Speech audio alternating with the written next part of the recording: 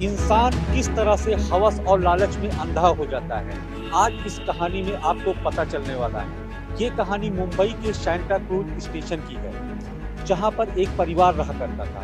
इस परिवार में पति पत्नी कमल और काजल रहते थे और उनके 2 बच्चे। बच्चों की उम्र तकरीबन 8-9 साल की थी। उनकी एक बहन थी जिसकी शादी हो चुकी। कमल और काजल में अक्सर लड़ाई होती थी। इस लड़ाई के चलते काजल अपने मायके चले जाती है और कुछ दिन के बाद वापस आती है। वापस आने के बाद इनका झगड़ा एकदम बंद हो जाता है। कमल के पेट में अक्सर दर्द रहता था। पहले तो उसने छोटी मोटी जगह दिखाया, लेकिन उसको कोई आराम नहीं मिला। फिर कमल ने मुंबई के कोकिलाबाई अस्पताल में दिखाया और डॉक्टरों ने उसकी जांच करवाई। और जब जांच की रिपोर्ट आई तो डॉक्टर उस रिपोर्ट को देखकर दंग रह गए। आइए चलते हैं और देखते हैं पूरा मामला।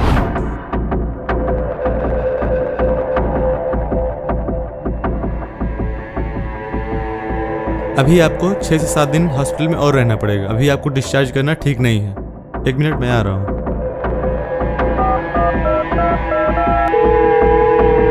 हेलो यस सर, मैं कोकिलाबेन हॉस्पिटल से बात कर रहा हूँ। एक पेशेंट है कमलकांत शाह। इनकी रिपोर्ट हमें कुछ हैरान कर रही है। मामला कुछ गड़बड़ लग रहा है। जरा इसकी जांच करिए आप तो। क्या गड़बड़ है जब पेशेंट है और वो भी जिंदा है? सर आप मुझे मिलिए, आपसे कुछ जरूरी बात करनी है। ओके, मैं आता हूँ। जी सर, ओके।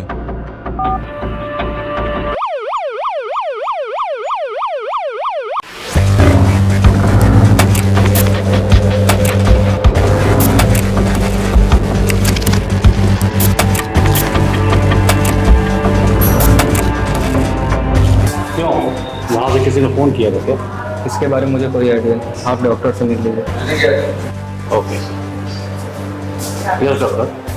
इंस्पेक्टर, बात ऐसी है, हमने एक पेशेंट की ब्लड टेस्ट कराई थी। 2 रिपोर्ट ऐसी हैं जो कि नॉर्मली नहीं होनी चाहिए थी। मतलब ये है कि एक रिपोर्ट आर्सेनिक की है और एक हीलियम की, और ये दोनों रिपोर्ट बहुत बढ़ी हुई हैं। तो इसके बढ़ने से क्या होता है?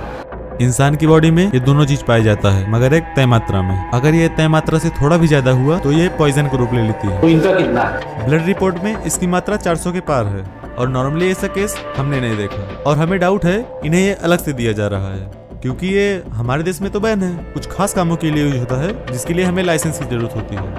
चलो अभी तो ये हॉस्पिटल में है, इसको डिस्चार्ज होने दो, तब देखता हूँ क्या होता है। हाँ, तब हम लोग मालूम करते हैं इस बारे में क्या मामला है। Okay okay doctor. Okay, thank you. ठीक 6 दिन के बाद 19 सितंबर को कमल की मृत्यु हो जाती है। डॉक्टर पुलिस को सूचना देते हैं और पुलिस अपनी जांच पड़ताल शुरू करती है और कमल की पत्नी काजल को पुलिस स्टेशन बुलाती है। तो काजल जी, कमल से आपका क्या रिश्ता था? कमल मेरे हस्बैंड थे। आपके घर में और कौन कौन रहता है? हमारे घर में मैं, मेरे हस्बैंड, मेरे बच्चे। इनके कोई भाई या बहन? हाँ, इनकी एक बहन थी जिनकी शादी हो चुकी है। उनका नंबर होगा? 76 1781 9965। ओके, मिलाओ। हेलो, मैं थाने से इंस्पेक्टर रवि बोल रहा हूँ।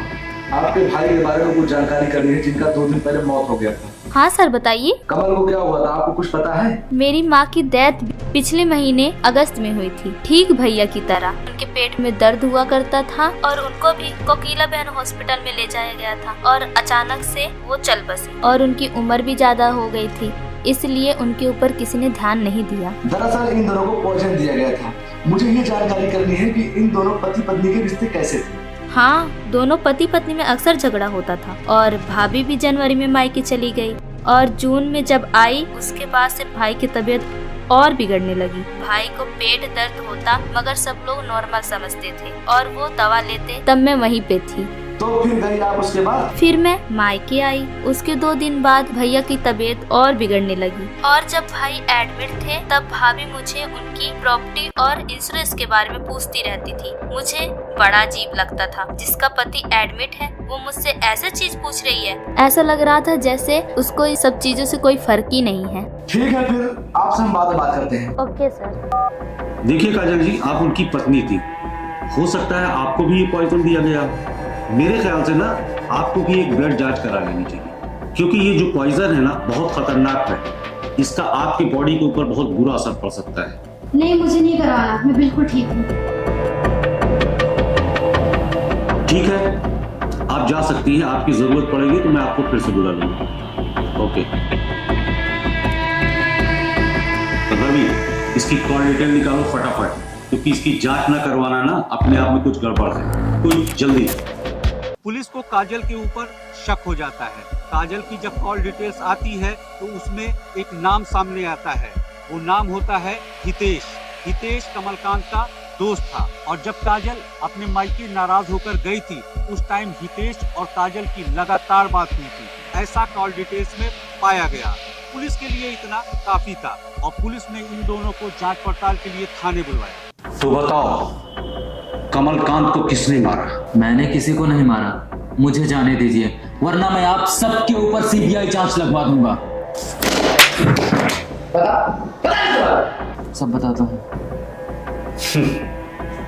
अब आया ना लाइन पे। सर बात तब की है जब काजल और कमल की बहुत ज्यादा लड़ाई होती थी। फिर अचानक से काजल अपने मायके चली गई, फिर उसने मुझे कॉल किया था। मुझे नहीं पता, बस मैं इतना जानती हूँ मैं तुमसे प्यार करती हूँ बस। अरे काजल, प्यार तो है मुझे भी, लेकिन अगर ये बात कहीं कमल को पता चली ना तो वो मुझे मार भी डालेगा। एक काम करें, कमल को मार डालते हैं और उसकी सारी प्रॉपर्टी भी अपने नाम हो जाएगी और हम लोग की शादी भी हो जाएगी। ऐसा कर सकते हैं। रुको मैं सोचता हूँ, मुझे टाइम दो 1 मिनट का।